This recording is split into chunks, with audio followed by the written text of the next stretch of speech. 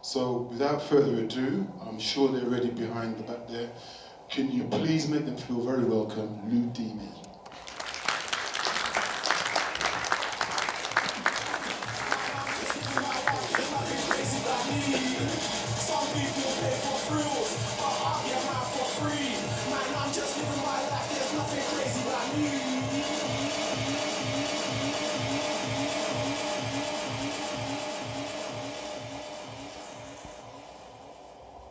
It's been a long day, and I know it's no excuse, but how would you feel being accused of something you hadn't done?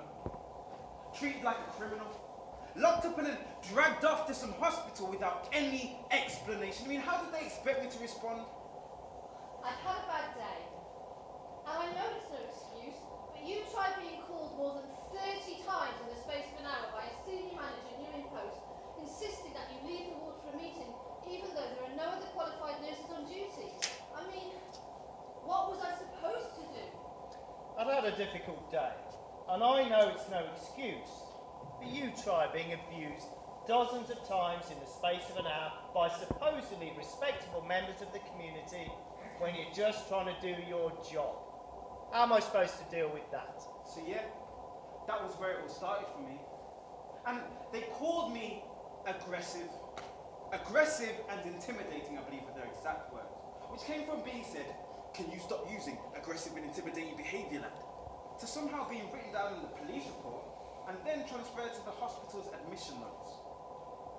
Me mate, Andy, he's got no problem dealing with them. You know, people with problems. Issues, I think the buzzword is at the moment. Me, I'm not comfortable. I went into this job to protect people from crime, not to be a social worker. That's not what the training was about. Making demands, this manager. She was new, like I said. Demanding that I meet with her immediately.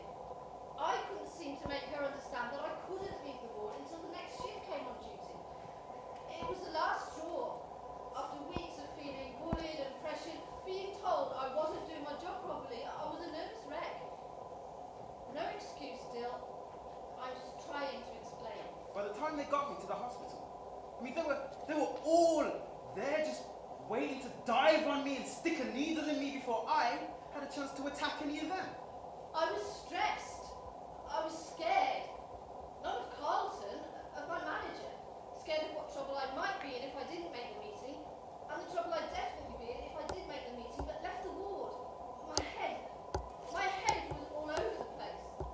So when I came out onto the ward and saw Carlton kicking off because he didn't want to take his medication, I just snapped. I guess at that point, I didn't do my job properly. Me?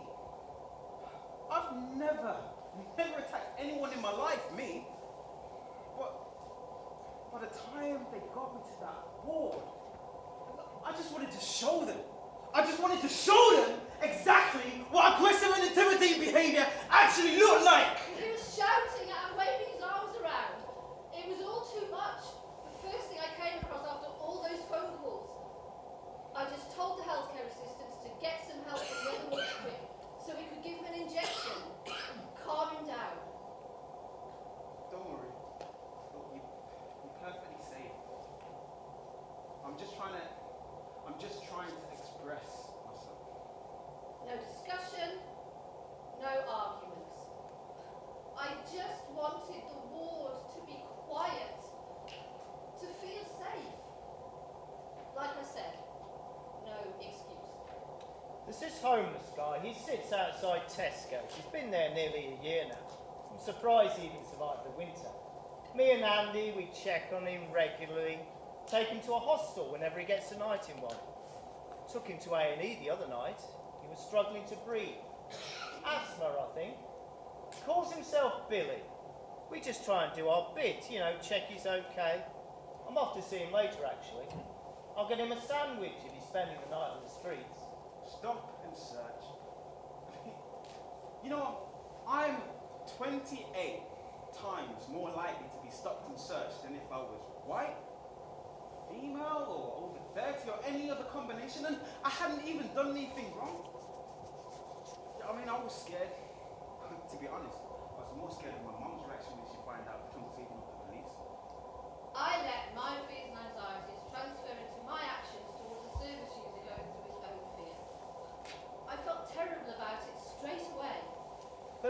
while back, another story. Young lads, Afro-Caribbean. We had a report about some trouble up Soho Road. Some young black kids reported stealing and using threatening behaviour. We had a description, so we stopped a lad fitting it. Well, it was obvious as soon as we stopped him that something wasn't right.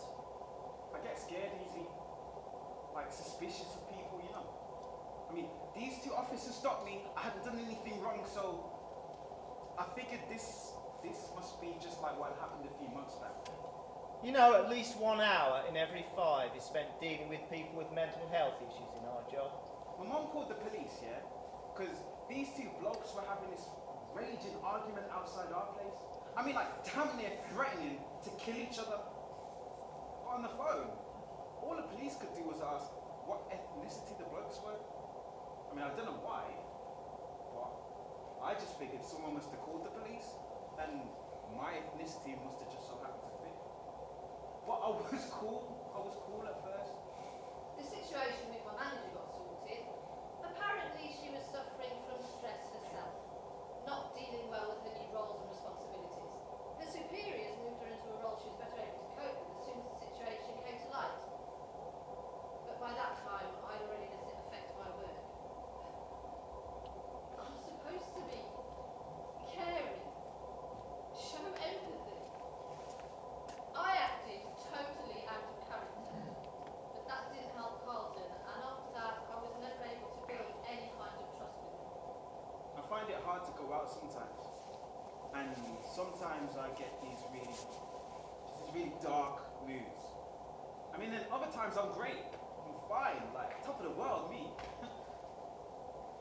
I never knew it was an illness, that it had symptoms or even a name. I just know that on that day, I was feeling good. I mean, I was feeling really, really good. If only I'd done things slightly differently. What would I do differently? Like I said, Andy's fine with all that.